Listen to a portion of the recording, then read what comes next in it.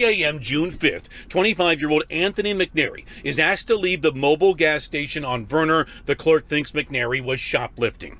With McNary loitering around the front of the shop, the clerk locks the doors. McNary is wearing a mask over his face, a hood over his head. It's unclear why he's wearing a mask. It's unclear why he's trying to enter the locked store. It is clear that McNary is unarmed. But McNary pulls on that locked door. The clerk, Moad Mohamed Al-Gaham, tells McNary to leave again. But McNary returns and again pulls on the locked door. Al-Gaham pulls a gun, fires a shot through the glass. McNary is shot in the head and is killed instantly. In court, the clerk's attorney says Al-Gaham was trying to scare McNary off and the gun accidentally discharged. But this is not a premeditated murder. Yes, Judge, he should have been pointing the gun to scare up. The gun went off. This is what happens when guns are not used in the proper fashion. Judge Kenneth King saying Al-Gaham never called police to come deal with McNary outside of the shop. McNary was not a threat. Al-Gaham was safe inside the locked shop and had so many other options other than to fire a shot at a man's head. The defendant was behind a locked door with a telephone and with a gun, and could have also gotten behind a bulletproof glass.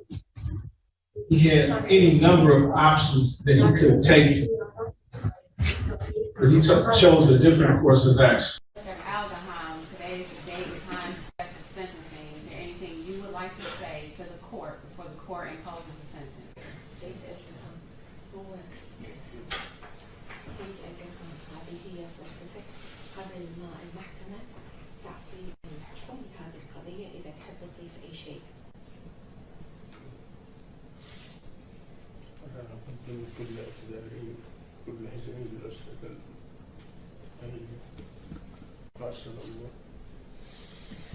I apologize to the family. I apologize to the mother.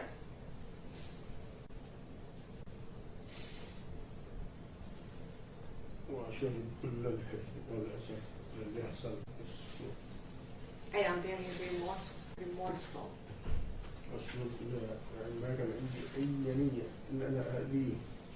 I swear to God, I have no plan to harm him.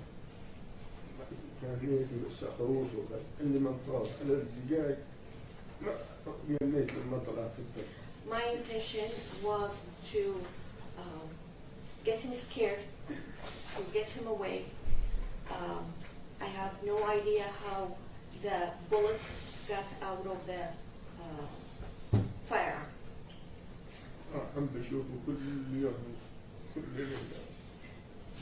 I see nightmares every day, every night. He sees him. I see him in my nightmares.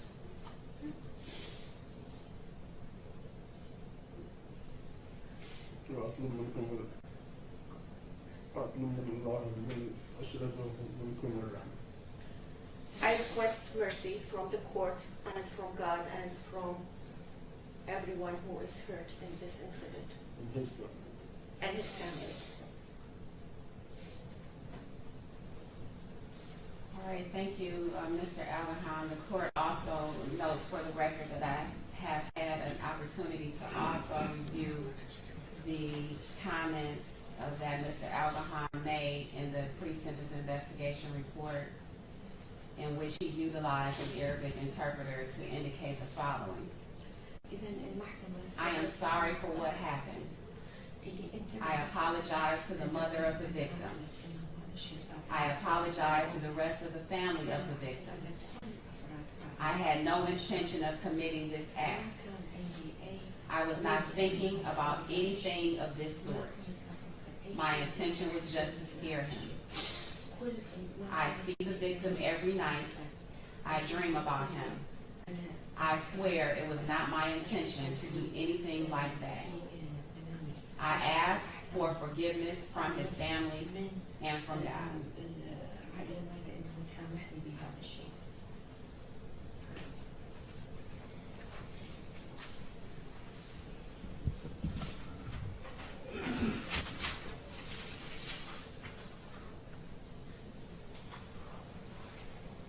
First, the court wants to address Ms. McNary in this matter. You indicated when you were in the witness stand that you had to take one day at a time. And sometimes it's going to have to be even more than that. 1 hour at a time. 1 minute at a time. 1 second at a time. I would encourage you to stay in therapy. I wouldn't say that it's necessarily going to be easier, but it's going to be easier for you in therapy. When you have someone that you trust, that you feel comfortable with, that you can be vulnerable with regarding the feelings of anger, dismay, and grief that you may be feeling.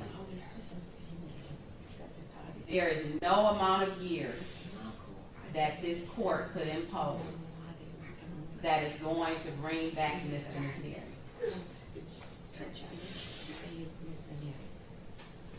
There is devastation on both sides with respect to this matter.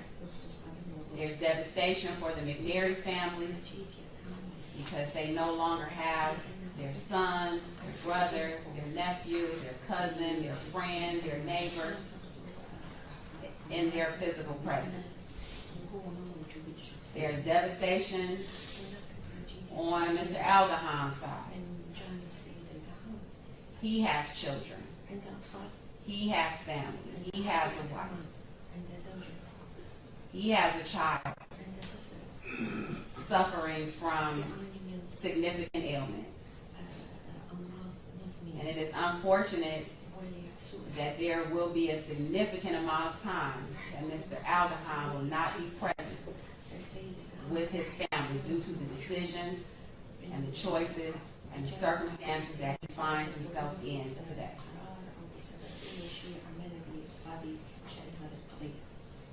The court notes the request from the people to depart upwards from the guidelines.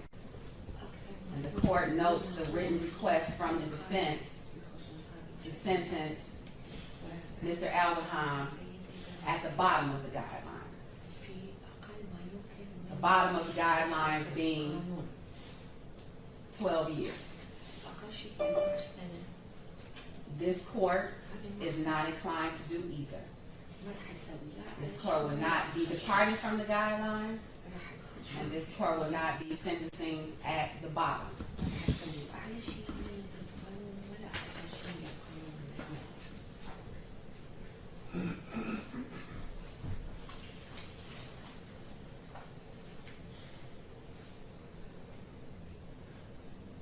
With respect to count 1, homicide, murder in the second degree, the court sentences you to the Michigan Department of Corrections for 20 to 50 years.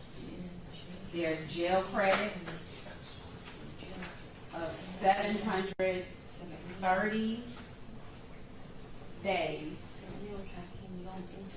that will be applied to count 2, weapons, felony, firearm, which you will be sentenced for 2 years.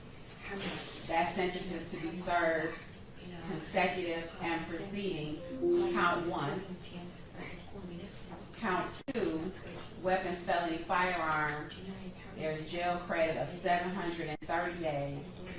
And for count 2, homicide, murder in the second degree, there is jail credit of 24 days.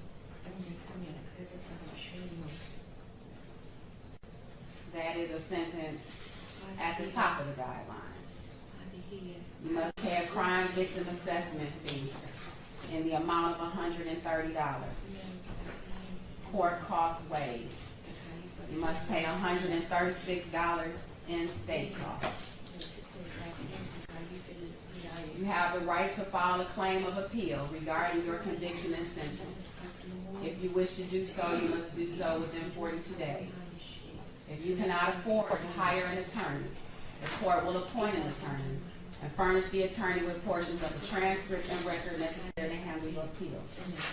This request must also be made within 42 days. Currently, you are receiving a document. You will need to initial and date. It's just acknowledging that I've given you your appellate rights in this matter. Is there an acknowledgement for the record that Mr. Al-Gaham has received his appellate rights? Yes, Judge.